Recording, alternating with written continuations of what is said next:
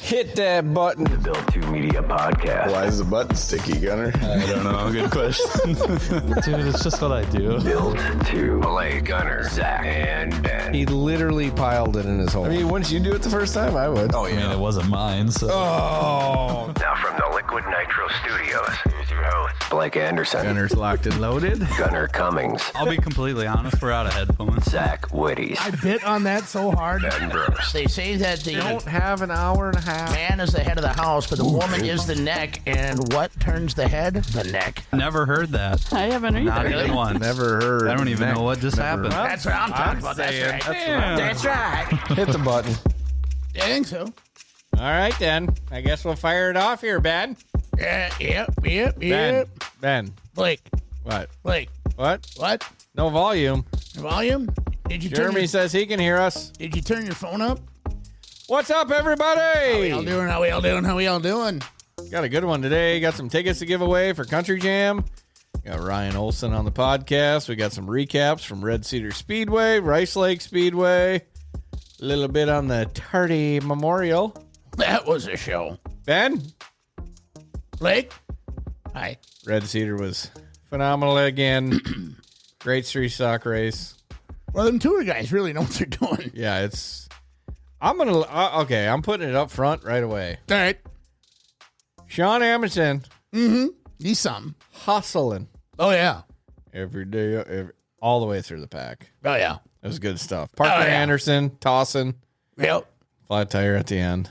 Boo. Probably because of the hole they created in turn 3, They but should outlaw flat tires. and holes in the track. You're right. Should be illegal. I don't know why Red Cedar decided to be like, nah, we're going to put one here. But whatever. Well, Worked really hard on that to not have a hole, and then we had a hole. So well, that was Rice Lake, Ben. hot. Wow. It was hot. It was No hot. way, you're kidding. I know, right? And you started later this week. Yeah, we started at 7. It worked out better than I thought. Yeah. Originally, I understand the need for starting at 7. Okay. Yep. I 100%, but I personally is like, I like starting at 6. Right. I like it. We can get done a little earlier. Intermission feels way cooler. Right. We can get done earlier, all that good stuff, right? But then it occurred to me that, all right, I thought, yeah, it's going to be 114,000 degrees, number one. Number two, the backstretch at Rice Lake Speedway bakes in the sun no matter what. And number three, I think it would create an overall better fan experience. So I wrapped my brain around that. Much better. And then I actually, convinced myself that we were right to start at 7. So it worked out really well. Racetrack was good. Racing was really good. Pretty wild, actually. And so, yeah, good weekend. Hiving. Let me tell you about the Tardy Memorial. Amazing, dude. We're going to talk to Ryan Olson about it here in a minute. He was there. He was there. Did some stuff. I am convinced that down here we don't know what dry slick is. I mean, that track It was dry slick? It was dry slick. Oh, man. Top to bottom. Guys were Good gosh. putting their right rear right on the top side and just teetering on that very edge, and consistent 3-wide racing. So it was sometimes 4, a couple of times 5. I'm glad you wide. fucking made it, dude. I'm Sometimes so glad. I wish I could have went. it was a hike up there. $500 in fuel. My motorhome. That's it? Did you win any back? No, we didn't win a damn thing. I'm pretty sure it was rigged. It's rigged. It was rigged. It's probably them Vikings tickets. Yeah, it had to have been what it was. Stupid Vikings. Stupid. Ryan Olson with Ryan Aho with... There's a lot of Ryans up there and Shane's. Yeah. A lot of Shane Zabraski's up there. He cleaned house. Yeah. What is there? 6 of them? There was at least 2. Does that dude do cardio on the weekends or what's cracking? Well, he had a heart attack last summer. Remember that? No way he did. That Yeah, was probably his second Shane Zabraski. Yeah, a modified driver. It's not a chance. It was a super stock racer. Or a late model guy. Right. Yeah, it was the mod guy yet. That's That was probably just the guy that won hundreds of wins, not all of them. right. But he won. Yeah. Shane cleaned up, picked up the win, picked up the modified win. Gosh. Right? If they only would have had late models. Right. I mean, the man, and then you talk to him, like when I talk to him, he's just a dude. You know what I mean?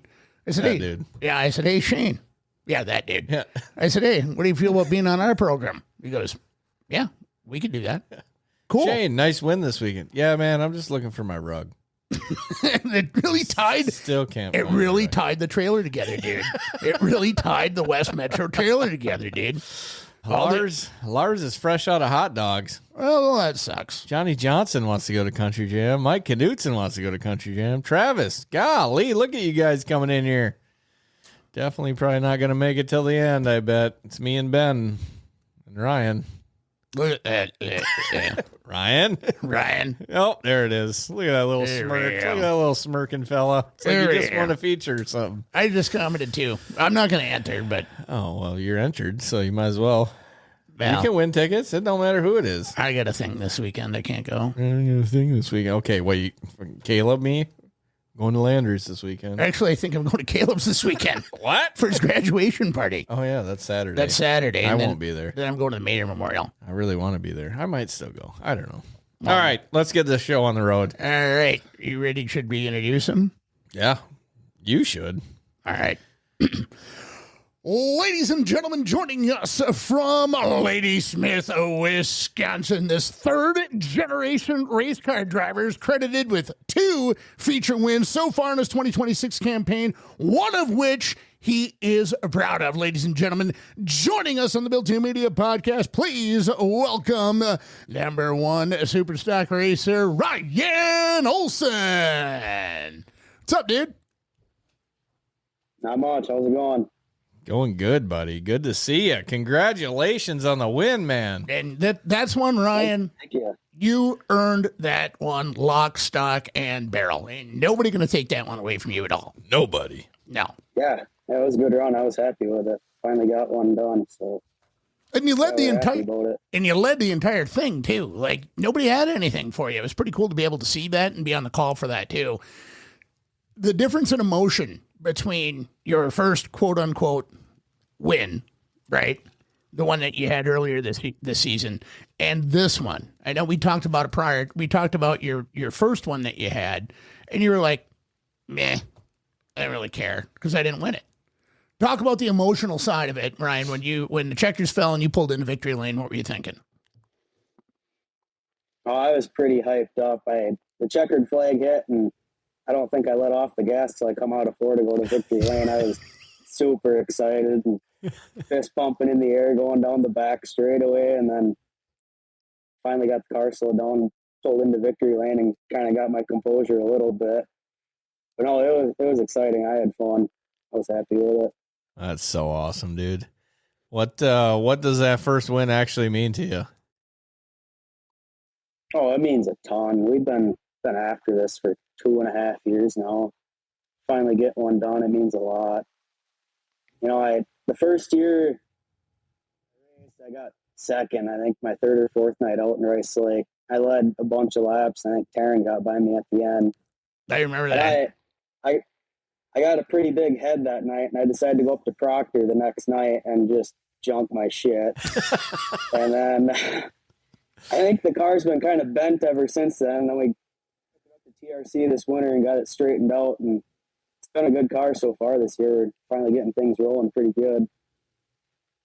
Well, it definitely is showing too. And for your first victory lane interview, you gave all the credit to Kurt and your dad. And so let's talk about that. It was after that or right before that you, your dad, Kurt Myers, and Alex Myers all went to Rice Lake and you tuned on your car. You don't have to tell us what adjustments you made, obviously, but how was your car prior to versus how it is currently? And like how off were you you might say?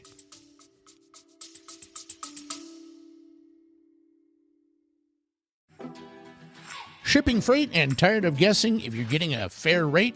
QualityFreightRate.com cuts through the noise, compares real carrier pricing, and gets you the best freight rate fast. No fluff, just better pricing. Check them out at QualityFreightRate.com, and don't forget promo code BUILT2 for 10% off your first shipment.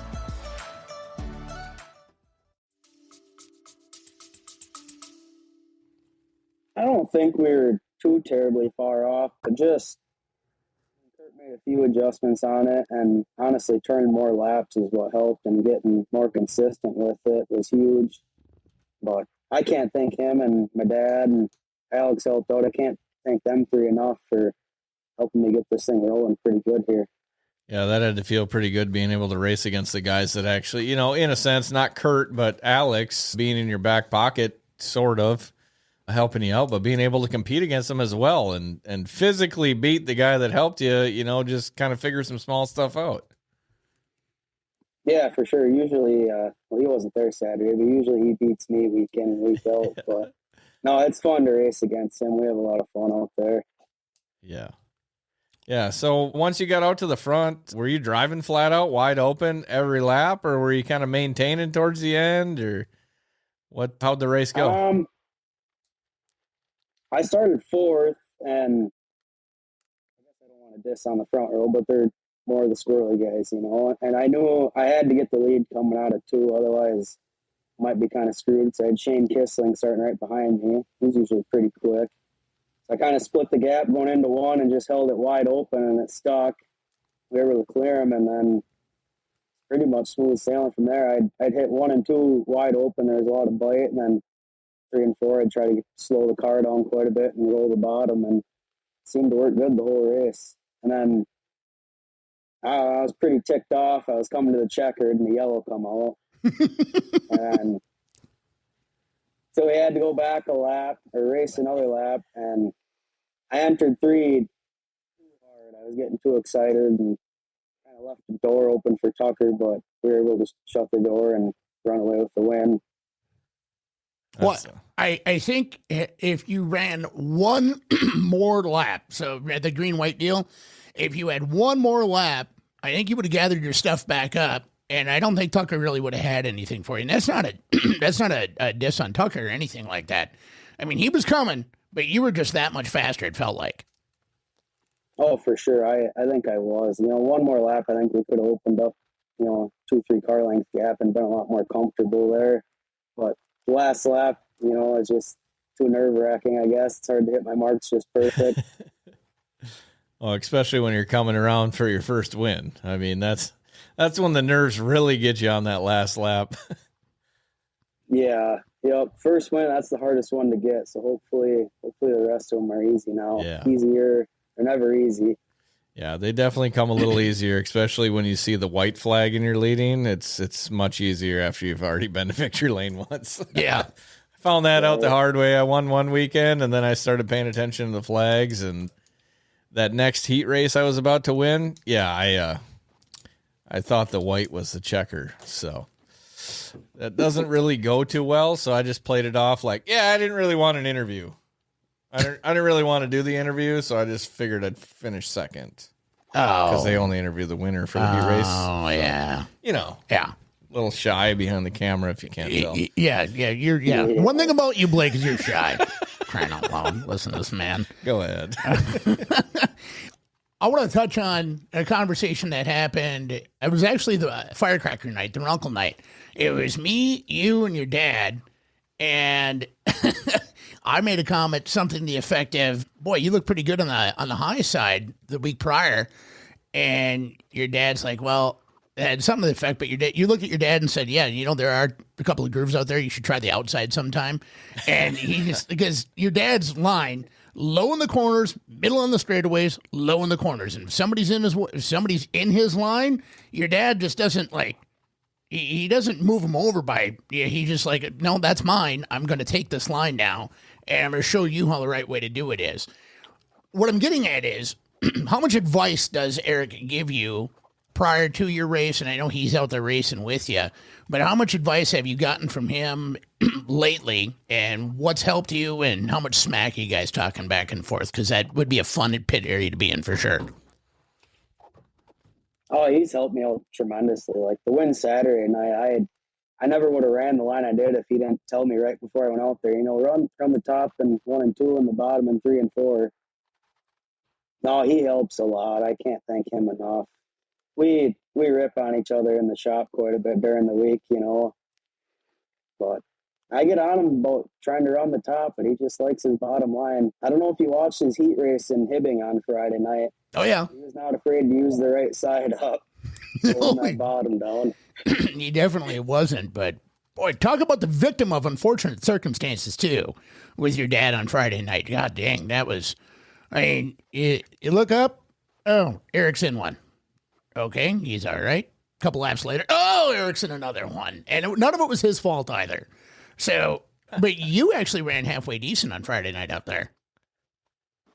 I had a pretty disappointing night, I thought. I went out for hot laps. I've never raced there before, and the whole straightaway was just solid dust. You couldn't see nothing. So you pretty much let off the gas, come out of 4, and half throttle through 1, Couldn't learn anything in hot laps. So I go out for the heat, and Dad tells me before I go out there, ease into the corners. This ain't Rice Lake, you gotta slow down for the corners. Well, my dumbass sends her wide open into turn 1 and just piles the guy in front of me and causes a yellow. And luckily they didn't send me to the back. I already was close to the back, but I think I got 6th in that heat. It was just disappointing. And then we went out for the B main. I started 8th, and I think we were rolling around 8th or somewhere in there, and it wasn't going bad. And then finally getting the track figured out where I was starting to like it, and then I got drilled in the left rear, got a flat tire. So our night ended kind of early, but shoot, I was ready to load it up right after the heat race. I pulled in and I told Dad, I'm loading this up and helping you the rest of the night. I don't like it anymore.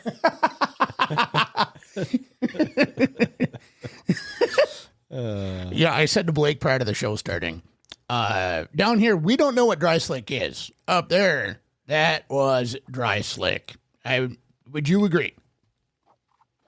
It was slick, yeah. I mean, I usually like slick tracks like that, but being that small of a track too, it's like you're just putting around there, and I'm not used to that. And that's kind of how Ashland gets during the red clay too on Saturday nights. You got to putt around that place, and I haven't figured that part out of it yet. Like Rice Lake, dry slick, it's still big enough to where you're moving a little bit, and you usually get that figured out. But them small tracks are tough when it gets like that.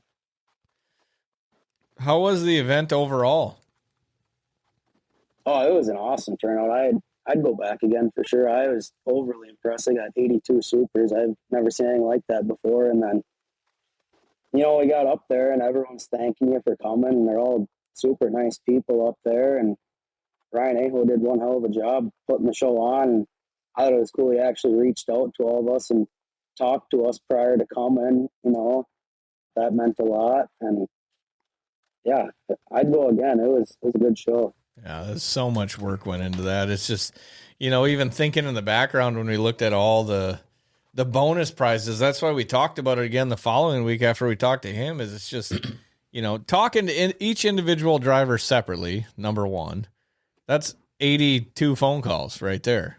Or 80, right. 82. 82 phone calls just there by itself, then the sponsors, then you got to figure out the bonus money, which I'm sure you had some people to help with that. But then you have to legitimately get the money to fill all those bonuses to know that you're going to be able to cover it. It's just so crazy. I'm just glad it turned out good. Yeah. Well, the pay line, Ryan. How long did you stand in that pay line before you got paid? I didn't. I think I had Alex grab my pay. I had peeled out right after my B main. Oh, yeah. Yeah, I because think he grabbed Dad's too. It was 2:30 in the morning, and I was talking with Tyler Kittner and Nick Oreskovich and Alex Myers, and looked over at that pay line, and it was still a mile long. Wow. Yeah, and I don't think they didn't get through it all. I know that, but so well, when you got that many bonuses, right, it's a lot to figure out. So Ryan, let me ask you this: what did you learn from your experience in Hibbing that you'll be able to apply in your racing program for the rest of the year?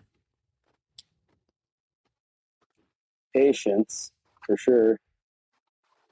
Slick tracks that you actually got to really slow down for them and be easy on the tires. Nothing really stuck out too much, just kind of because of how piss poor I did up there. I just don't even want to think of it really. But we learned a lot, and we'll probably go back if they do it again. Well, I'd say that's a pretty good rebound from a terrible night to a awesome night. Oh, for sure. It made things a lot better Saturday winning. What's one of the biggest things that you've learned racing over the years at Rice Lake Speedway? I got a lot of tricks I've learned from my dad and uncle, but I don't think I can share them on Yeah, here. that's okay. You don't have to. Yeah, I get it. Kind of a tough question, honestly. Yeah. I'm laughing right now because I'm picturing your dad telling you, "Hey, run my line," and you're like, "No, that's boring." But my line is 181 features. What is your line? You're right. You know, I'm just picturing that back and forth banter between those two, and yeah, that's why I was laughing right there. The bad tricks and the good tricks. Mm-hmm. Yeah. Oh, Alex said 3:30. 3:30 in the morning, he got paid. Jeez. Jeez. I got home at 3:00 Saturday morning. I thought that was late enough. You beat the payout line by 30 minutes. Yeah. All the way back to Ladysmith. Yep. Damn near 4 hours. Oof. Yeah, That's a well worth it trip though. For $6,700 to win, man. yeah. Oh yeah. And well, you probably, and I think I'm not trying to offend you when I say this. I don't think you had the car to win, but you had the car to compete, if that makes sense. Just because, and the reason why I say that, Ryan, is I'm not trying to insult you, but I mean, Shane was just gone, you know. But you definitely had the car to compete. If you would have got into the show, I think you would have definitely made some noise, man. A staple up there. Yeah. Oh, for sure. Yeah, I think we probably should have put a better driver in there, and we would have for sure made the show. I ain't very good up there yet. I'm still lacking some experience yet. I need to race more is the problem. I don't get out and race enough. Well, It was different when you go over that way. yeah. I mean, everything's different when you go that way. Just like when I went to Grand Rapids. Like, obviously, I adapted really quickly because how small it is, but it's still just getting used to the surface. Like in carts or whatever, when I was coming up, it's like, usually you could adapt to any surface. It was just more or less the shape and the competition. But once you get in them big, different tires, suspension, stuff like that, the surface makes the biggest difference. It's like you were saying, sure. You still sent it in wide open, even though your dad said you got to use it in there. Well, that's the way you felt. Yeah. And that back when I was racing pure stocks, I could go about anywhere and figure it out within a lap or two. But you're also going half the speed, Right. Yeah. Yeah, these supers, they're a whole different ball game than that for sure. Yeah. You got a couple more, Ben? Yeah. Let's see here. So on Saturday night, when, if at all, did you realize that this is mine? Don't screw up. Like, when did you realize that, hey, I got it. I just have to bide my time, be patient. And let's go up to the white, because you said in the white you were a little too excited. The second white, not the first one, the second white. So when did you realize, like, hey, this one's mine? I was committed to winning that race when I come out of turn 2 in the lead. I thought it was mine the whole race. And then a couple of yellows come out, and I still thought we were sitting pretty good. And then it's that last yellow right when I was coming to the checkers. That's what really got to me and kind of pissed me off a little bit. Sure, the guys behind me were happy about it. And then I don't know, just the last lap, I was kind of on edge the whole lap until we were coming out of 4, coming to the checkered. And then when I was getting excited, it was mine. Yeah. You should have heard. Yeah. If you could have heard my inner monologue, Ryan, on that first white. I can only imagine. Because, all right, I want everybody to win. Obviously, everybody can't win. But I've said this many, many times on this program and other spots. I'm after the story, right? I want to be the narrator for a really special moment. And on Saturday night, that was a really special moment that was taking place. And like I had shifted into, quote unquote, shifted into high gear, and then the caution come out. I was like, in my head, I'm like, come on. Yeah. This is just Me too. I bet you were. I think I said a few F-bombs in the helmet when that caution come out. I was pretty ticked off. And we know you're not lying. Yeah. The man wove a tapestry of curse words that will float over Rice Lake Speedway till the end of time. Yes. Yeah. If that was true, that place would literally be floating. Oh, yeah. Man, I think I've said enough up there to. I know I have, for sure. I know I said enough off the microphone during your race, too, Ryan. Yeah. Hey, Ryan, how would you explain the standing up on the roof or getting out of the car and looking at the crowd? How would you explain that to the fans? First, It's an unreal feeling. You know, I was pretty jacked up about it. That win meant a lot to me. We've been trying for way too long, and just get out of the car and everyone cheering it. It was awesome. It truly was. I was jacked about it. Yeah. Well, and, you know, I've got to know your family over the years quite a bit. They always sit in the same spot. You know, every time I walk up and I see him, you know, it's always, hey, how's it going? How's everybody doing? Good. You know, and it was really cool to be able to provide voice to that. And a couple of weeks ago, somebody asked me, Ben, why do you call for an applause like 5 times? because That's what I said. Because I can. Because guys like Ryan Olson deserve it. Yeah. Because a guy like Ryan Olson, that's his first ever feature win, and I want to make it memorable because you're going to get back in victory lane, Ryan. But if you don't, I want to ensure that your victory lane was that special. That's why I do that. And I think it's so cool that you probably didn't have the logic or the wherewithal to think, okay, when I pull into victory lane, I'm going to get out. I'm going to take my helmet off. I'm going to take my safety stuff off. I'm going to climb out and I'm going to climb on the car. I'm sure that you weren't thinking that. You were just like, woo! You know? Yeah. Yeah. I'm clipping that. Well, it's probably will get clipped. Yeah. Well, it's true. I mean, It's 100%. it's true. Ryan, another thing I want to compliment you on, and I've said this to you privately before, you were on a weight loss journey. You lost over 100 pounds, I believe, and you look damn good. Now, Thank you. with that weight loss, how has that affected you behind the wheel? Do you have more energy? Are you able to breathe a little bit better? Are you able to maintain your composure? Or are you just the same as you were before? No, it's definitely better. I guess I don't notice it a whole lot racing because I'm more focused on that, but I don't know. Funny story about that deal. It started me and my buddies. We were drinking beer in the shop last January, I think, and one buddy, we just got talking. We should try to lose weight, and then we just were assholes to each other the whole time until we both lost it. It was kind of funny.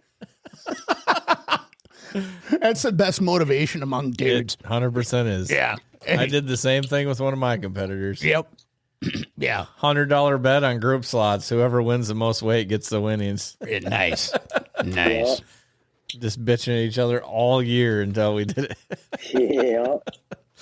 Oh, man. Let's just. Oh, Jeremy wants to ask you, what is worse, doing body work or doing tire work?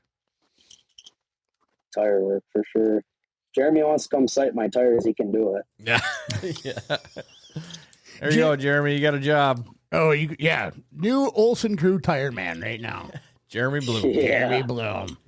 You know, he would probably do a fantastic job if you think about it. You give the man something to do, he'll do it to 110%. Yep. I'm not doubting he wouldn't. Yeah. Let's do some 2-minute questions, Ryan, and get you out of here. Go ahead. All right. How many 5-year-olds do you think you could take in a fight before they got you? We'll go with 5 of them. 4 or 5? 5. Yeah. Yeah. 5-year-olds in a fight before they get to them. They ain't that strong yet. No, that's And true. they're short. That's true. And they're short. You can throw them Pick pretty a couple easily. of them. Yeah. Probably kick 3 of them before they get to you. Exactly. Ryan, what is the dumbest way you think you'll actually die? You asked me that earlier. I don't know. I think the dumbest way I'll die is I do a lot of ice fishing. I always fear about falling through the ice, dying that way. I don't want to die that way, but I fear it could happen. Fish on. Fish on. Yeah, really. Tip up. Hey, Ryan, there's thin ice race. Done. Would you rather have fingers as long as your legs or legs as short as your fingers? Dry fingers as long as my legs. It would be pretty nice if you think about it. I'm just picturing you walking through the pits with legs as long as your fingers. Your little driving suit. I just picture both, actually. Fingers as long as his legs and legs as long as fingers. He's just walking on his hands. What's going on, guys? Just going to scoot over here. I'm just going to move my way over here. All right, Ryan, if a penguin showed up at your front door with a backpack, would you let that penguin in your house? No, What? probably not. It's a penguin. Really? Yeah. A I don't need that slimy thing in the house. You know who would let him in? Me? A shrimp farmer. Oh, yeah, Cody Sinful definitely would. He's probably farming penguins, actually. Probably has little worker penguins, to be honest. That's who does his tire work. Cody Sinful has penguins for tire work. I don't know if you know that. Ryan, give me your OnlyFans name. Yep. And make it a good one, too, because It might stick. it might stick. Randy Clamhammer. Yep. Dirt Diggler. Dirt Diggler, Slippin' Sam Fankhauser. The Magnum.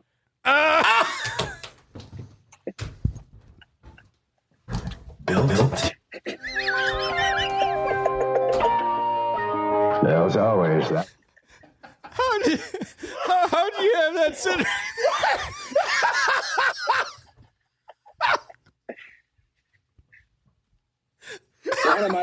One of my sponsors keeps leaving Magnums in my mailbox in my vehicle, and I got like 3 of them laying around the house now.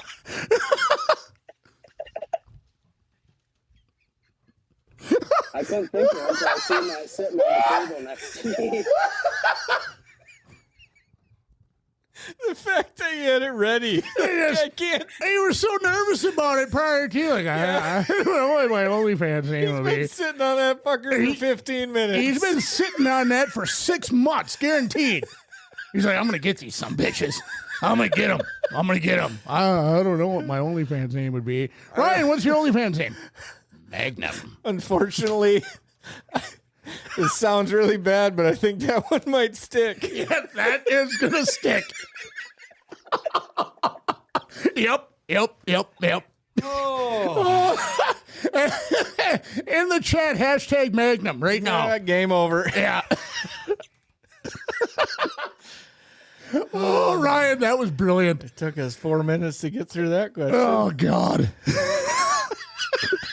That's going to be a viral clip right there. Sorry, Ryan. I'm not even a little bit sorry. That's going to stick. Sorry. Joining us from Liddy Smith, he is in the Golden Angle Custom Crushing Bruce Auto TRC by 1M Magnum Ryan Olson. Yep. The 1E. Yeah. One. Yeah. Oh, God. You about killed me right there. Oh. Good one, Ryan. You know what? won. You win. You win. You win. Yeah. You won the World Cup right there. Just Magnum. I'm sorry. I'm not. Oh, that's off to you, Ryan. That was awesome. Oh, there's a hashtag. Yeah, you're right, Mike. He's famous for sure now. Travis, yep, definitely new nickname, and I'm going to do everything in my power to make that stick. You got 2 wins God, this week. What did I get myself into here? Something really cool. A Magnum performance from Ryan Olson. If you go look at Look at Rice Lake's post from when I won Saturday, one of my sponsors, Dustin Dowdy, he commented on their way to go Magnum. And I go down to the shop next morning, I got a Magnum sitting on my center console, the toe peg. And then my mom finds one in the mailbox yesterday morning. All over the place. What did Shelly say when she found that? And the fact that it's from Dustin Dowdy is so much better. I don't know. She thought it was a little funny. oh my god. Oh, my God. Slide job from the Magnum. Looking a little rough on the bottom. Okay. We better get off of this one. right. Oh, God, that didn't sound good either. Nothing's relatable. My God. Hey, Tucker Quinn in the chat said, and this is a good memory for both of us, Ryan, the world's okayest mullet, which is no longer your nickname because you don't have the mullet. Magnum. Mullet. Magnum. The world's okayest mullet. That was a fun night, Ryan. For me, it was fun. Yeah, it was a fun night. For you, For me, it was a hilarious. little bit of a rough night there. Can I tell Blake and everybody the story? I don't have to if you don't want me to, but it is really funny. Go for it. Just know for the fact that I was only about 15 or 16 years old when this happened. Which makes the story that much better, if I'm being honest.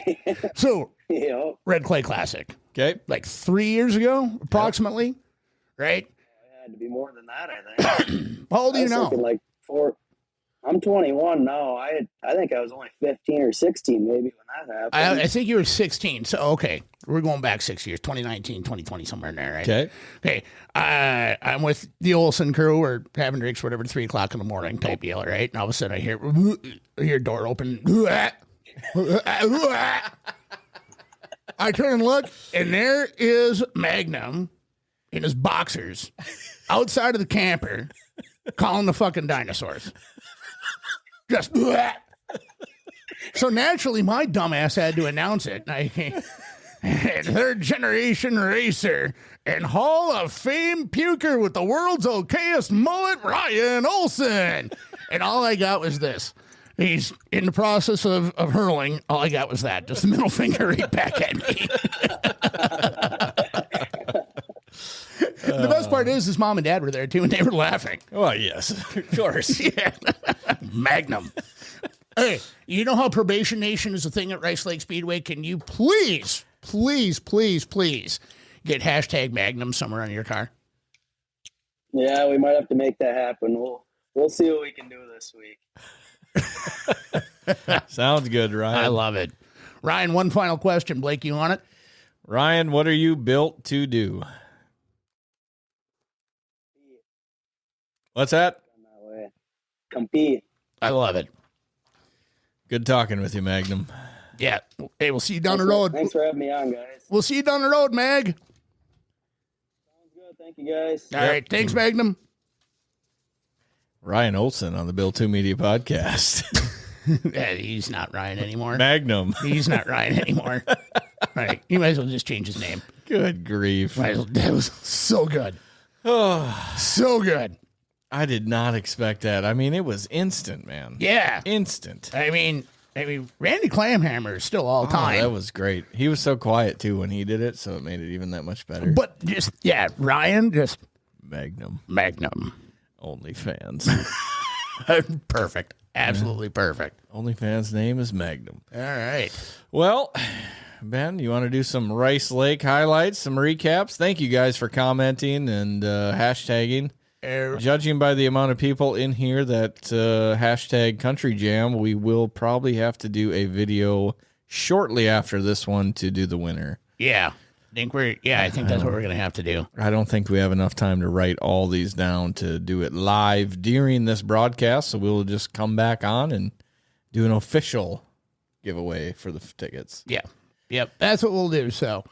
But if you're just getting in here, remember to hashtag Country Jam for your chance to win 3-day GA passes to the event. See people like Riley Green, Travis Tritt will be there, Justin Moore. Fantastic show, Travis Tritt does. I can't wait. Fantastic. It should be good stuff. Yeah, I've been to Country Jam in a few years. Well, if you want to go, just let me know. I'll be there. Okay. I got 4 seats in my side-by-side, so. Oh, yeah. Yeah. Mm-hmm. Yeah. All right. Let's get on with this Rice Lake stuff. Ben's got a hell of a portion set up here for. You want to do that or you want to do Red Rice. Cedar? We can do Rice Lake first. All right. We're going to shift to that. Well, first talking point, of course, is Magnum picking up a broom. Yeah, what a guy. Picked up a broom, too. And that was always something he wanted, too. And then I'm telling you, Blake, we need a broom sponsor. Oh, I know. We're running out at Red Cedar as well. Yeah, I only got 8 left at home, and I got to call Kurt Gaber. And who? Chuck Norris. Who? Chuck Norris. Kurt Gaber. Chuck Norris. Yeah, I got to call him and get some more plaques made. Yeah. So Ryan Olson, he picked up the dub, and Magnum. You know, like Hansel from or Madonna. You know, Magnum RO. Magnum. Instead of Magnum PI. Yeah, that too. Magnum RO. Magnum RO. Magnum 1E. Well, he's not 1E, he's just 1. 1. Yeah, Magnum 1. That should be his license plate, MAGNUM 1. Magnum. That'll fit. Anyway, picked up the win, and guess who returned to victory lane in the modifieds? Dirt Diggler. Dirt Diggler himself. It's almost like he's done this before. Mm-hmm. Second win of 2026. Took control, tracking down our friend of the program and future guest, Brady Ute.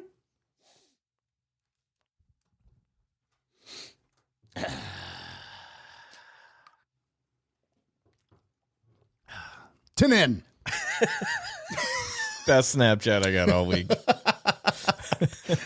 Dude, as I was going through the lineup, I'm like, I got something for Blake right now. So I opened up my Snapchat, and then I couldn't find you, and I'm like, I got to get going with these, and I'm just like, Brady, you.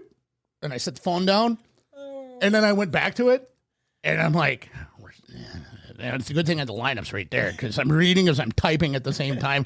But it was too important to not do that. The guy who I really did want to win, though, I mean, aside from wanting everybody to win, I did want Brady to pick up a win. Yeah. And, you know, coming down from Superior, looked really good. Always good to see him. Yeah, but yeah, Dirt Diggler himself, he picked up another win doing Dirt Diggler things. Mm-hmm. And bottom of the racetrack again, he was a little on the top side, mainly on the bottom. But I'll tell you, that street stock race. Oh, Street Stock Tour, night number 3. Them boys made it happen. 3 different winners. And Happy Meal. If you remember that, that's a throwback to Nick Trainer's OnlyFans name, Happy Meal. Happy Meal. Happy Meal.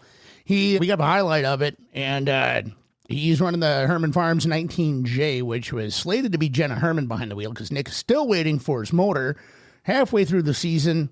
At this point, I imagine after he gets his motor, he's probably going to fire his engine builder because it's just taking way too long. But he even said in this interview, too, he goes, I'm sorry to all my sponsors. We will be out. I promise. We're still waiting on the motor. So, but he picked up that win. I told Jenna Herman prior to, I said, with Nick driving your car, I said, he's going to show you got a winning piece. Mm-hmm. And she's like, especially at Rice Lake. She's like, I don't want to drive it. Yeah. I don't want to drive it. I don't blame her, frankly. No. Can we go to Fergus Falls next week? Yeah, can we go to like Sheridan, Wyoming? Yeah, someplace across the border. Yeah, can we? Yeah, exactly. Let's go to Thunder City. Blake Adams, he won the B mod feature and DNF'd in the modified feature.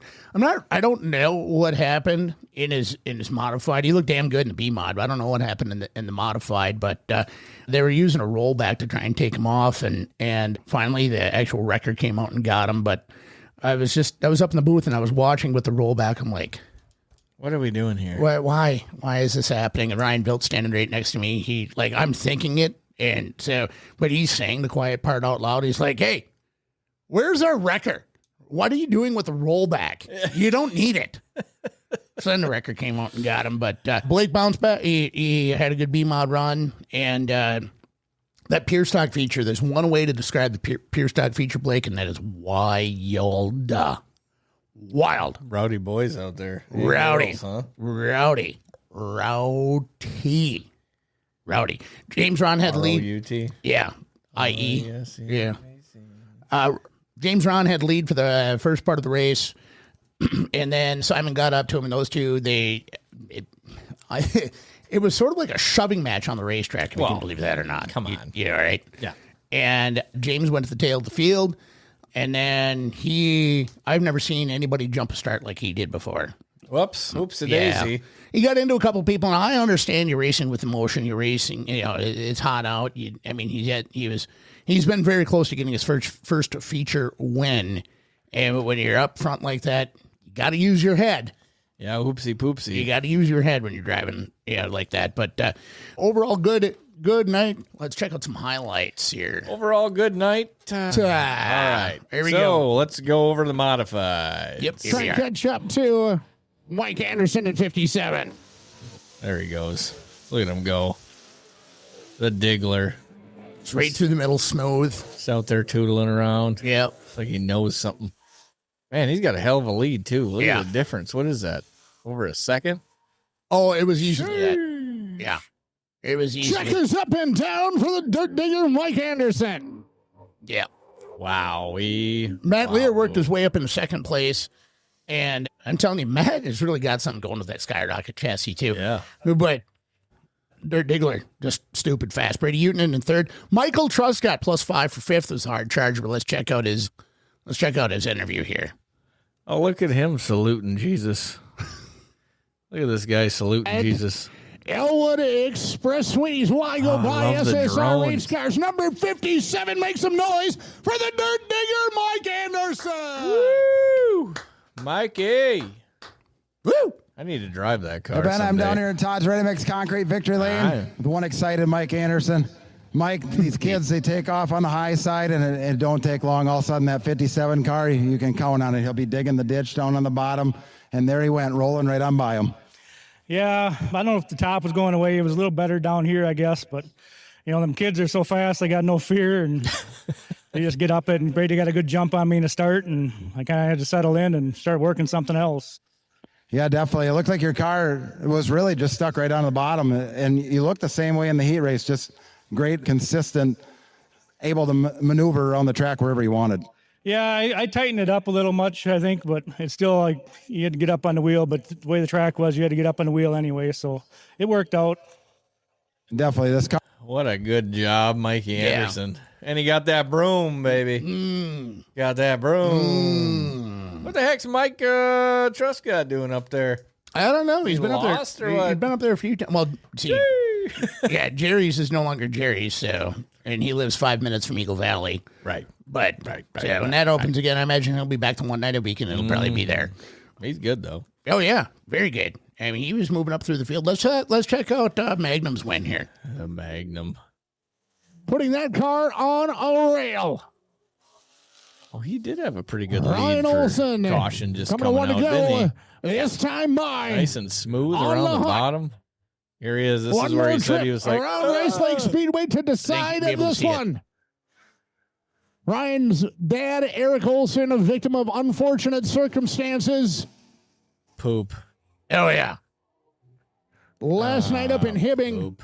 Oh, And come just when he on. thought he was going to see the checkers, Travis Anderson blew a. What is Travis doing out there blowing up motors? I don't know. Why is he doing that It type was of either stuff? it looked like a motor, but I second guessed myself. It might have been radiator hose or something like that. But either way, puff of smoke came out, killed some mosquitoes. Tucker Quinn trying to make a move in 82. Trying to look to the inside of the number one of Ryan Olson. Olson, though, getting back on the loud pedals. They come down to the back straightaway. Right there. Tucker Quinn with one last ditch effort coming out and turn forward to no avail. Checkers up and down for Ryan Olson. Yeah, baby. He didn't let off the gas till he seen victory lane, he says. Oh, yeah, he's still. Yeah, he's still, yeah. He's definitely on the hammer, yeah. Yep. He's definitely on the Magnum right there. All right, ladies and gentlemen, back in fifth. Wow. Shut up, Ben. We're trying to talk Yeah, about it. Ben, what are you doing? You talking so much? Jeez. Right. God dang. All right, let's see the celebration. He See if the drove Magnum that can car really like show he off here. stole it. And the entire Olson family is something to be very happy about on the way back to Ladysmith.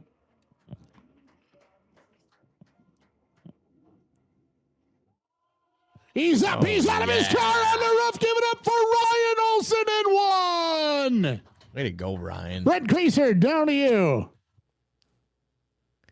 That's got to feel cool. Down to you, Brent Creaser. Yeah. Here you go, Brent. Yeah, Ben, I'm down here at Todd's Ready Mix Concrete Victory Lane with Ryan Olson. Ryan, this time it's real, buddy. We talked about it the last time you were down here. You wanted to win it the right way. We did it tonight. Talk about that run. We got her done. It's been a long time coming, and last few years have been nothing but a struggle, but it's all paying off tonight, getting her done. Man, definitely. just pure excitement, too, Yeah. in that fella. Yeah. Jeez. Yeah. He's, type of guy where I think, you get him to go, whoa! I think you probably have to have about Yeah. at least a six pack in him, but Be a pretty tough Yeah. That whole Olson crew is, pretty emotional. And I tell you, one of the things that Brent said to Ryan was, okay, Eric's been in victory lane. Ryan, now you've been in victory lane. Now it's Ryan's sister, Carson. It's her turn to get in victory lane to the Pure Stock division. And she's looking good out there. She's another number one. She's looking really good in the Pure Stock division. So it'll be I'm hopeful to see her in victory lane as well. Let's do, if something really cool happened in the Midwest Modifieds, we do have that highlight. I thought this was pretty neat. Mickey Anderson was +4 even. Oh, yeah. Jeez. Yeah, so Ryan Olson, Tucker Quinn, Andrew Davis third, Mickey Anderson +4 for fourth. And there's another guy, Mickey Anderson. Looked damn good. Yeah, he's showing up. He took a couple days off, and he's back. Man. Yeah, I asked him. I said, "So, what did you do in your month off?" He goes, "Actually, Minnesota did me a favor. It made me replace my carb, and I found a better one that was actually legal because, again, he didn't know that his carb was illegal. But he found a better one, actually an older one that was better but is legal, and now he's able to turn some decent laps. So, yeah, shout out Mickey Anderson, doing really good out there. Midwest Modifieds, Blake Adams, we touched on that. David Baxter had a really good run. Good for him. Jake Stye coming in third, and our hard charger took a break from the shrimp farm and the penguin herd. Cody Simple +8 for fourth. I saw him after the show too, Blake, and I'm like, "Hey, Cody, how you doing?" He goes, "Good. Hey, you look really good out there tonight." Yeah, it's coming around. I just want to slap him to get some emotion out of him. I got some barley to combine later. Yeah, I got 2-row combine. I have some guide trips I got to set up here in for bear season. I'm gonna find some bears, and yeah, I'm just like, Cody, give me something. We here, got man. him pretty good at the awards banquet, though. Let's be honest. Yeah, Cody, how's that shrimp farm going? Yeah, what? And everybody else who doesn't watch the show is all like, "What the hell's a shrimp farm? What are they talking about?" Cody, you got a shrimp farm? Why are they talking about it? All right, here's the cool thing that Blake Adams did. 9 months old. Can we get a picture? Yeah. Look at I love that.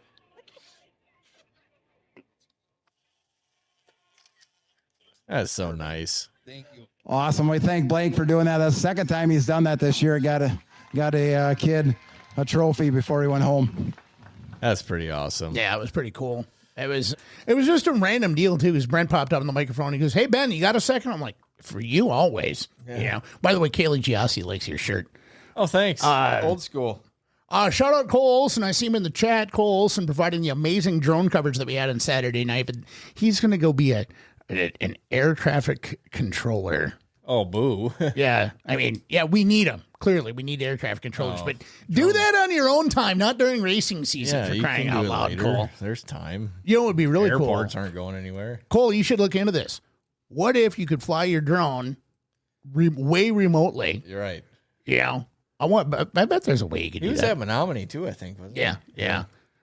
I mean, truly one of the best camera guys we have around. Jameson Stone has replaced Cole as our camera guy, and he has really picked up fast. But Melinda, you're right. The coverage on Saturday night was fantastic. We have a monitor in our booth now where we can watch the live feed, too, so I actually feel like, I feel like a real announcer.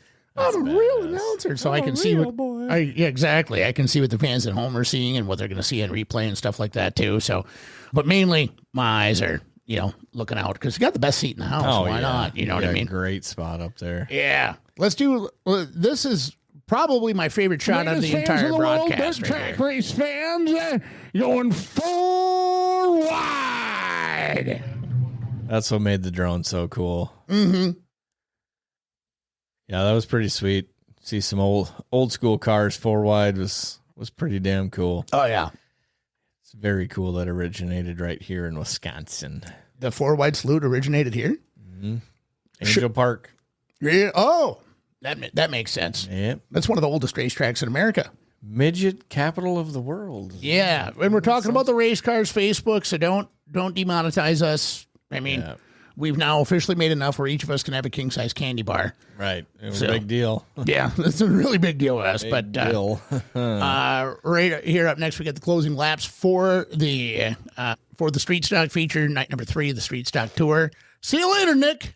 Yeah, they raced so good. Yeah, and Cole Richards out front drove a hell of a race.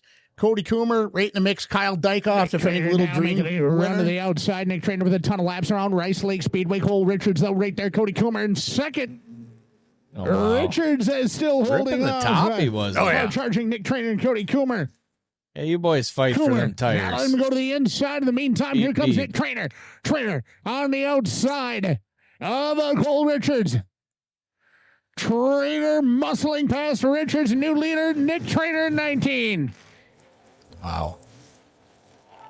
Nice work, Nick. Here's the final. Final, the real final one. Final. I mean, look at that. Look at the top 5. What are you doing? What are you talking about? Nothing. Yeah. What are you just sitting up there picking your nose? Yeah. Knew it. I knew you. White flag is out. One more trip around Rice Lake Speedway for Nick Trainer, 19. Yeah. Trainer back to his home track. After going out on tour, he bobbled a little bit in the Apex 3 and 4, but anyway, checkers up, checkers come down. God, what a beautiful sight. That drone footage. Nick Trainer takes it. Man. So the reason why I hesitated there on that was because when I saw Nick like really slow down, I thought, oh shit. Like, tour race, not his car, right? Yeah. Driving the shit out of it, looking really good. And then it would be Nick's luck to blow up coming to the checkers. Oh, God, yeah. That's kind of what I thought. But no, he got back. He forgot what the loud pedal was, apparently, and got back on it. But, heck of a race. And Nick being able to drive the crap out of his car like that. The victory lane interview, though, I think Nick is probably still sleeping in the shop, if not the street. Do we have that? I think I put it in there. I don't have it. Pretty sure I did. You probably did. I can find it quick. Well, anyway, keep talking. Tell him who won. Okay, so, Nick won. Kyle Dykoff, defending Little Dream champion, came in second. Cole Richards in third. Colton Brower, a Built2 car, plus 10 for ninth. Heck yeah. And maybe I didn't. Yeah, there we go. There we go. Please hold. Yeah, we got it. Doing a little producing on the fly here. We're new to the highlight game, guys. All right. Oh, hold on. I got to turn the audio on. Heading down into the Todd's Ready Mix victory lane. Ladies and gentlemen, he's up. He's out of his car. Welcome back to Todd's Ready Mix victory lane for Nick Trainer. Oh, cute little Happy Red Meal. Greaser, down to you. Got your little free steering wheel there. Victory lane. You got your flags. You're all giving signals. Seen him. I was looking on the board when you were up there in second, and I'm like, well, Nick's transponder must not be working. I don't see a 40 up there, but I forgot you were in the 19. You look good out there. Holy man, this car is a rocket ship. Let's talk about that run. Cole got out in that lead, and you just kept plugging away, whether it's top or bottom, and all of a sudden, boom, you make the move to the top. Cody starts going to the bottom, kind of gets things, distracted on the bottom, and there goes that 19 around the top. Oh, absolutely. Hats off to the track prep tonight. It was freaking awesome, and I knew the top is there in 1 and 2. It was just a matter of when I could actually hit it at the speed I like to hit it. And I think she started to take some rubber in the middle of 3 and 4 because you could really hook that and just let her coast through. First of all, I got to thank Kevin, Herman, Jenna, the whole Herman family for giving me a ride in the meantime of waiting to get my motor. Hopefully we'll get that soon. But thanks to these guys, I can scratch that itch. Thanks to all my sponsors. I'm sorry. We will be out here eventually. I got to thank my fiance, my wife. That's it. Here's a wife. Yeah. He called Allie his fiance. Oof. That's why I'm relatively certain he's still sleeping in for busting his the balls street for 2 days in this heat. It's just insane. And I got to thank Sean. Hey, it's victory lane Me and him have been memories. bouncing some good ideas off each other. And honestly, he helped me out natural, tonight, man. trying to get this thing stuck to the ground. So, Good job, there's dude. so many people in this. Way to go, Nick. Yeah, the fiance comment though was hilarious, and then Brent didn't turn his microphone off. That's further. That's a rough one. Yeah, Brent didn't turn his microphone off, and then they were joking down in Victory Lane about Allie being Nick's fiance. Oops. And oops. So I'm pretty sure, like I said, Nick is probably still sleeping in the street. That's but a rough day. And as far, Derek Crumry, we see you. George is a jerk, by the way. Yeah. He's a jerk. Nobody likes George. Yeah, isn't that crazy? Yeah. Little Georgie got 50,000 views this weekend. Some stupid monkey. Down there in, I think it was Brown County or something like Wherever, that. Wherever Crumb Ride Racing was racing. Yeah. Yeah, with their stupid monkey. A lot of cool stupid. stuff this weekend. It was. A lot of people doing fun stuff. Yeah, a lot of cool All stuff right, this here's weekend. Simone Whale. Yeah. There he goes. Bye. White flag, that time by for Wallstrom. Hard charger, though. Plus 12. for Wallstrom, this guy. Fensel, Berta, Wagner, and George Richards. Leaving no doubt, though, ladies and gentlemen, coming out of turn number 4. Checkers up and down for Simon Wallstrom. Way to go, Simon. Good for him. Here we go. Victory Picking lane. up feature win at number 12 on the year. That is crazy. And it's a throwaway show, too. Oh. So he's got He's throwaway up, win. he's out of his car, ladies and gentlemen. Give it up for Simon Wallstrom. Atta boy. Should we listen to him talk? No. No? Don't care. Yeah, Ben, I'm down here. Todd's ready to make Whatever. it's concrete. kidding. Victory lane with a familiar face, Simon Wallstrom. You had to work for that one tonight. Holy man, that heat race didn't go how you wanted, and He lost his bumper in his heat field here in the race. feature. Oh. Yeah, I got to thank my guys. bolted back on or Chris something. Stanton, I got to thank him for running and going get welder. My pit guy, LJ, he did all the welding. I'm pretty sure the whole rear clip of this car will last longer than I will after tonight. Just a bad deal in the heat race. Got myself in a bad position. And then in the feature, we got the motor running good now. And I'm able to get in on the bottom and enter on the bottom and roll around with a lot of these guys. They struggle when it gets fast like this. So I worked my ass off. Talk about that. You really did work hard, too. His bumper came off in the heat race. And you remember those Snickers commercials where, like, it would be some guy and it would turn into an asshole celebrity or something like that? Okay. Yeah. That was Simon in the heat race because when they told him his bumper came off, well, it's a safety thing, right? Yeah, you got to leave. Yeah, and Which explains the plus 12. right. And at that point, then he decided to whip a donut in the infield, and I was like, "Oh, Simon's hungry. Somebody give him a Snickers." He was just angry. He was Did you say angry. that? You should have said that. I wanted to in the moment, but He probably would have been mad. He yeah, takes it pretty good. Yeah, he would have been fine. But I think the coolest thing about having the interviews here when we're talking about it is you can actually see the emotion and see the people. Yeah. Like, that's my favorite part. because when they're happening, You're welcome, Built2. when they're happening, we go next door. Ryan, Bill, tonight we go next door to the camera booth and we try and listen or whatever. But a lot of times Ryan and I are talking, or especially if it's not the No final way, interview. You're kidding. You're talking. About the next race, really is what we're talking about. But Simon Wallstrom, hard charger, plus 12 for the dub. Austin Fensel came in second.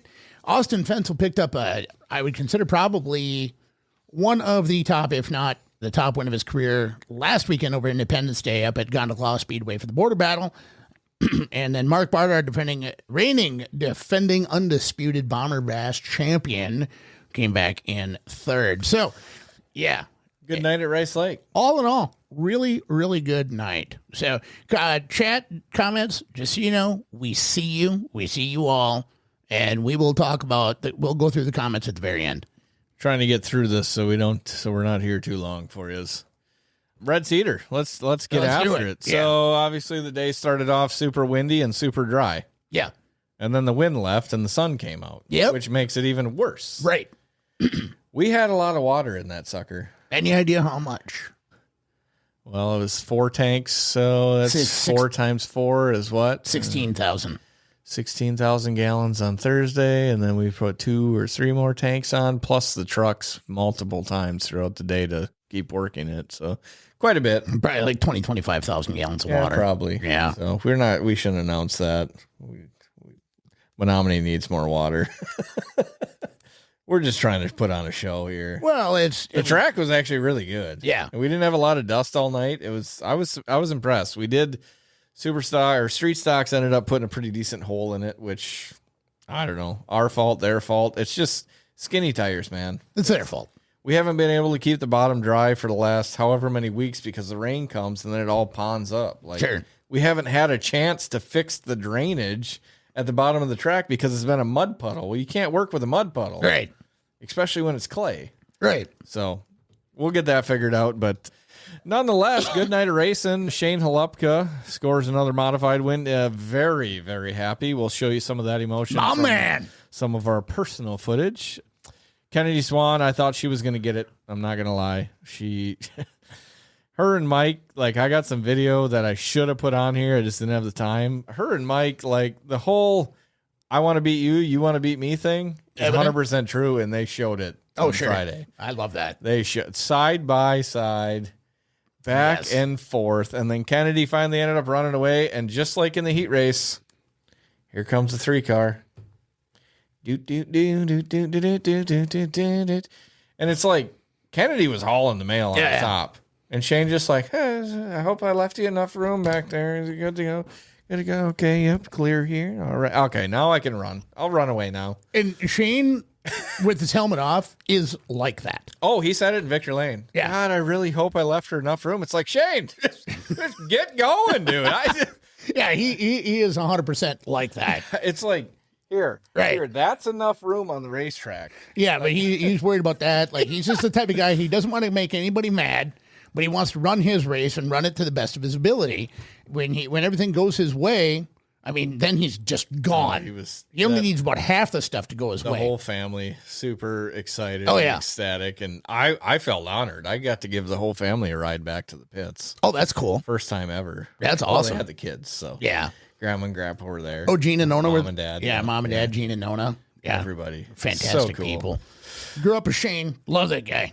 Love that guy. Built2 Media or some other business, whatever Blake and I are involved in. Something like this here will always be on Shane Halepka's car, just because there isn't a time in my life I don't remember Shane not knowing Shane. You know what I mean? Yeah. So that's awesome. Yeah. Congrats going out to Shane Halepka and the entire crew. Let's talk about these late models here. Yeah. Mikey Prochnow, he did dominate. Yeah. I mean, I knew that he just needed to give her a little more than what he was given, and kind of talked to one of his pit guys about that. And as soon as he got out there for the heat race, you could tell he figured it out. I mean, they do talk a lot, and like he said in Victor Lane, he's just trying something. Sure. Trying a new chassis, trying some new shocks, some new people, you know? Yeah. Everybody's got to try something once, and man, when he put the hammer down and didn't let off, it worked. It really worked, and the top was phenomenal for the late models after the street stocks went out there. So Mike Prochnow wins. Ashley Anderson finished strong second, which is 100% true. It was very strong second. I thought for sure a couple restarts Ashley could have had him, but it's just the way, like, if you weren't on the top getting that momentum, you couldn't get enough off of the bottom. Okay. You know what I mean? Yeah. Like, you could get in there to have a nose, but it was just that run off the top sometimes would just be too much. Sure. Catch them in 4, but then 2, it would let you run. Yep. Yeah. Type of deal. Ashley tried everything. AJ Demo also, he completes the podium. Car looked good. He was out there in the White City Glass car. Jake Radetsky, glad to see him there. Had a rough heat race, 18th to 8th. That was quite crazy. That's there wasn't much, like, nothing really bad happened either. Yeah. I mean, there was a couple spinouts, but it's not like there was this big moment where he just passed 5 cars because of a caution. So it was like he just worked. He hustled. He literally hard charged it. Outworked everybody. Yeah. Good to see Jake being able to do that. I was thinking about that earlier today because his 2026 campaign just hasn't been typical Jake Radetsky stuff, right? And he was good at 141, but I don't know. I don't know what to tell you. Sometimes you just have off years. Well, like Red Cedar, the way we started out to where we are now, as far as a racetrack goes, surface. Yep. It's completely 2 different animals. So adjusting to that, plus, you know, if you missed out and you're only racing Red Cedar and you got there night 1 and 2, and this is the package I brought. Right. And you reconfigured everything you had to in the pit area, but you don't have a 0 or you don't have a baseline. Right. Which they weren't able to get. No, not at all. It's a rough couple weeks over there. Yeah. Street stocks. Jeff Ekdahl. I heard that was a wild one. Just kind of showed up and showed out. Wildest part of this feature. Who finished second? Vogel. Do you know he spun out by himself on lap 1? Awesome. And went all the way to the back. Wow, that was a full field too. Right. So the Deering race hard charger would be Justin Vogel. Justin Vogel, yeah. Okay, that makes sense. How many cars was there? 24? 24, so he would pass 23 of them. Yeah, he passed 23. That's well, insane. 22. That's insane. Yeah. Yeah, 22. I thought he was going to, me and Johnny were definitely thinking he was going to have her at the end, but yeah. Jeff kind of showed up and showed out. Sean Amundsen, just a little shitty part of his heat race, kind of missed him in the redraw. They do the redraw in victory lane. If he could have got into that deal and started 8th, I think he would have been there. Oh, yeah. But it's just that, first and second are racing each other, and he's got to find his way there. Parker Anderson's racing against them. Hunter Van Gilder's racing against. There's so many people that you got to race against to get past versus that's the one thing I love about the street stocks. You have to race against them to get by them. Yeah. Oh, yeah. It's not just passing. For sure. Yeah, Hunter Van Gilder had a problem on Saturday night. Vogel, I think it was Justin Vogel, blew his gears up, and something went through Hunter's radiator, and as well as his oil pan. Well, I seen his Facebook post. Yeah, race car team for sale. yeah, he wasn't very happy about it, but we just talked about this guy last week, didn't we? USRA late models. Yeah, back. Stephen O'Brien. Stephen O'Brien in that 14 ride, just out there killing it. He's got that thing doing something fun. And Josh Wallstrom, my gosh, that car is like perfect. Yeah. He was right there the whole time. Lucas Peterson also finishing out top 3. Our neighbor, shop right down the road. I seen his car out there yesterday when we went to gymnastics. But yeah, hard chargers, Jake Radetsky plus 10. Street stocks, I mean, Mike Pratt. Yeah, plus 7 for sure. Good job, man. But Justin Vogel kind of had you beat, I think. I like that. During the race hard charger. It happens. I've done it multiple times. I've seen you do it. Yeah. Don't do it again. Deer Creek. I didn't see that one. Deer Creek. Yeah. I didn't realize that when you come into turn 3, like the banking is big enough to where in a non-wing, you kind of have to set it before you get there, right? Yep. Well, I set it a little bit earlier because I had a guy to my outside. And when it actually set, I was coming down the hill into that banking. Okay. And it just fully tossed the car. Sure. Like too early. Yep. 20th. And I was passing for 3rd on the last lap. And the 2 guys were here and I was going to split the gap and they came together. So I had to woe her up. Oh. Finish 5th. During the race hard charger. Modified Shane Holupka plus 6. That's what I'm saying, man. It's like you just found it and gone. And then Jason McFadden plus 4 in the USRA late models. So, speaking of Jason McFadden. Yes, that's who we just talked about. One of his engines from 1990, his track championship campaign at Marshfield Super Speedway, is still alive. How does a block last that long? Oh, it's been freshened a bunch of times, obviously, but still. Ahead, it was under the hood of the Scott Duvall owned Mike Goodremote driven number 12. It's a raging, the chassis is an extremely raging attack. It's parts of an extreme. Sounds like Ryan Olson should be racing that. The Magnum extremely raging attack. So it's parts of an extreme car, parts of an attack car, and parts of a rage car, all in that with a 36-year-old engine. God, I miss watching them old. God. And Mike Goodremote, he didn't have that good of luck, and that car though, it looked like 20 years ago modified. Wow. All cockeyed, hiked up, moving around, all that stuff. Nothing was really chained down. So Mike was able to get out there and get after it. First time in a modified since 2008. I wanted to bring that up during the Rice Lake 2008. stuff. 2008 was the last time I graduated. It was the last time you ran a mod. It doesn't seem like it's been that long. No, it doesn't. He did better than. I remind my wife in 2 years she'll be going to her 20th graduation.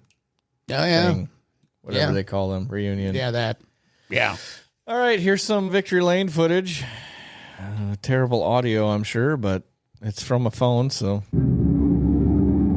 Stephen O'Brien, very excited young man right there. Woo! Woo! Woo!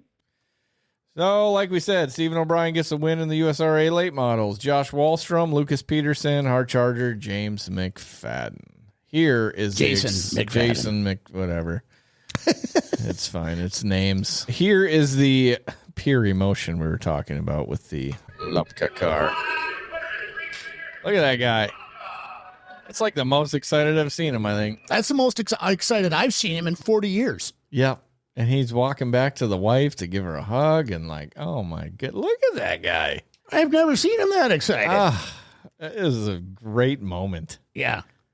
So Kennedy Swan finishing second, but it wasn't because she didn't try, man. She was hustling. Mike Anderson third, +6 for Shane. After hauling the Halupka family back to their lovely pit area, I had to take a video of the turn 3 with the streeters on track. My favorite view of that racetrack. Mine's that stupid. You can see where that hole is, too, right there in the kind of the bottom middle-ish. But just look at how many cars, like, yeah, and they're all right there together, dude. Well, that is where everybody runs. It seems like that low middle line is like the best line around in turn 3 anyway, for sure. You know, the only person I've ever seen really go away from that was Buzzy when he would go in on the bottom and then kind of diamond out, or go in stupid high and then just make the straightaway straighter. Right, Kind of where the banking is. Too. Yeah. In order to get off of it, you got to get in it.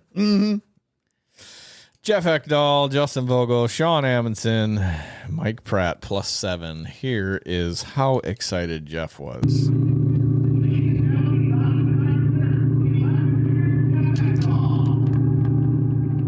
That man was excited. Oh, yeah. Good for him. Yeah. That's cool. That's cool. Got the broom too, man. A lot of broom winners this week. I have to put some more together. Again. Hey, you know what? Yeah. We only have 8 left. Yeah. It doesn't have to be 4 and 4, and we're just have to start keeping track. Last but not least, Mikey Prochnow, the man with many emotions. He's just so watch this, how emotional he is. I was going to get up, decided against it. Yeah, car was good, guys. Yeah. I love Johnny. Yeah, everybody, we're here. Yeah. Mike Prochnow. Mike Prochnow, he won the Fat Tire feature. No, Johnny does a great job in Victory Lane. Johnny really does. I like to razz him a little bit. And that's not an easy job doing Victory Lane interviews. It isn't. You know? No, it's kind of a lot of pressure, to be honest. It is. Like, when I've done them myself, right? Yeah. So during the race itself, I'm trying to concentrate on calling the race, but now I got to think of questions to ask. And I know that these guys are just getting out of their car. They might, come in with some emotion or whatever like that, but I got to lead them, right? And that gets to be pretty tough. But so yeah, Johnny does a fantastic job. Brent Creaser, fantastic job for us up at Rice Lake. Let's go through some of these comments, Blake. What do you think? I don't know how to get more comments. I can't go up past. I can't go any farther up. Can I? I don't know. Let's see. Oh, we got 49 commented. My dad was in here for crying out loud. Travis blew his motor. Yep. How about a shout out for Mater Memorial this Saturday? Yes, ma'am. We were just actually going to get to that here towards the end. We got a little list going. Yeah. Dwayne Mater Memorial. Saturday. $10,555 for 55 laps of fun in the late model competition at Cedar Lake Speedway. And I know everybody was really concerned about this, said nobody ever. But Tommy and I will be in attendance on Saturday night. Yeah. Well, Bulldog did ask me on Friday if Tommy was coming. Yeah, he's coming. It'll be a good race. Yeah. They race very well there. Yeah, he's coming. So. Hey, Mike Slusher. It's one of my customers. What is up, Mike? Trav did blow his motor. Okay, good to know. Yep, Melinda, we saw that. Oh, Cole Olson is in here. Yeah, that's what made me think of it. Let's broadcast more often. I agree, Cole. Yeah, remotely, Cole. We need it remotely. Great job. Oh, sorry. I'm shaking the camera, aren't I? Are you? Can't tell. Must be. Yeah, that's my foot. I'm sorry. Stop it. I got that. What do you call that? ADHD? Yeah. Yeah, Aaron, to address that, every racetrack has fixtures, right? Mm-hmm. People that are there, lock, stock, and barrel, no matter what, every Friday night or every Saturday night, whatever night they race, right? And Rice Lake is no exception to that rule. I mean, not only are there people that you expect to see them in their same spots week in and week out, right? Mm-hmm. Like there's one guy at Rice Lake, I get nervous if he's not there. And I tell him that, I'm like, dude, you got to let me know when you're not going to be here. Where are you? Right? So every Saturday night, except for recently, for the past 40 years, Brenda Seward has been at Rice Lake Speedway, another one of those fixtures in the grandstands, okay? It's Mike Seward's mom, and, big fan of racing overall. Well, we lost her to cancer last night. She did pass away.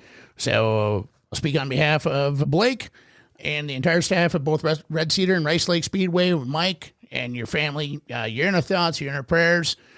And next Saturday night, we'll do a little tribute for Brenda. Mike's going to come out and do, I think we're gonna call it a lap of silence is what we're going to do. And then good. That'll be nice. Yeah, we'll do that. And then the whole Seward family, prior to the show starting, they're going to go in Victory Lane. Mike, I don't think Mike will think I'm speaking out of turn when I say this. He wanted to get the picture done prior to the show starting. And I said, why? In case your car gets screwed up or something? He goes, yeah, that's exactly it.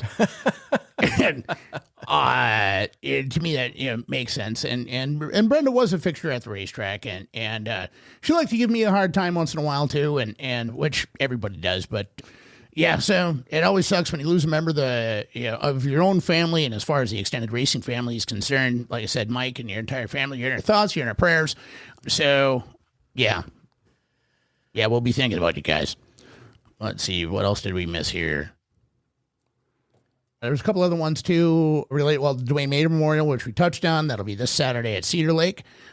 And upcoming events, it'll just be a regular Friday night of racing at Red Cedar Speedway with the modified supers, Midwest Mod, Street Stocks, USRA late models, and Hornets. And we're off this Saturday, so if you're a regular at Rice Lake, go to the Barron County Fair. Otherwise, we'll see you at Cedar Lake Speedway or Red Cedar Speedway next Saturday. So, was that the 25th